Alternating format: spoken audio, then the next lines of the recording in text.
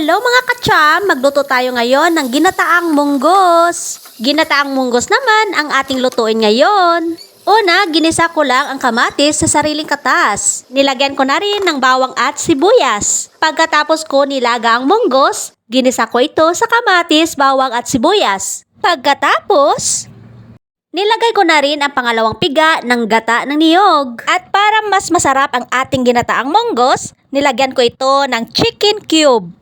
At para mas lalong mabango ang ating ginataang munggos, naglagay ako dito ng tanglad. At para manunuot ang lasa, tinimplahan ko na rin ito.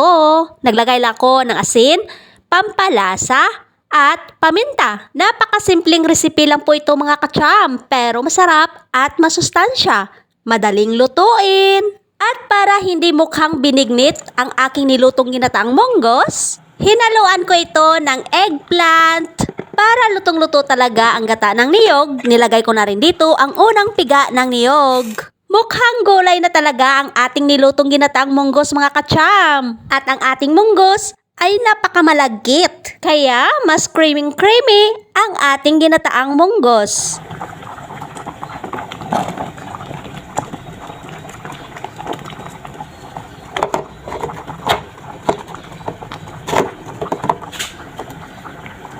Naglagay na rin ako dito ng patola. Baby patola. Mas masarap ang baby patola mga kacham. Manamis-namis. Masabaw ang ating nilutong munggos ngayon mga kacham. Pero creamy. Basta munggos ang pinag-uusapan, hindi talaga mawawala ang alugbati. Para sa akin, alugbati ang pinakamasarap na panghalo sa munggos. Mga kacham, ano ang gusto nyo na panghalo sa munggos? Kumakain rin po ba kayo ng ganitong gulay mga kacham? Pure gulay, walang halo. Swak na swak talaga ito mga kacham. Lalo na kung nagtipid tayo sa mga gulay. Kung kumakain ka ng gulay, napakasarap talaga ang klaseng gulay na ito mga kacham. At kahit anong klaseng gulay, pwede talaga ito panghalo sa munggos mga kacham. Madahon man o hindi. Luto na ang ating ginataang munggos.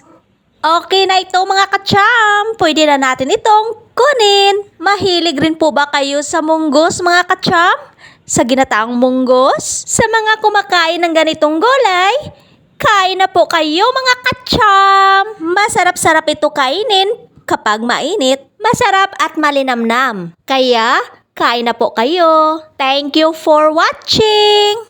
Bye!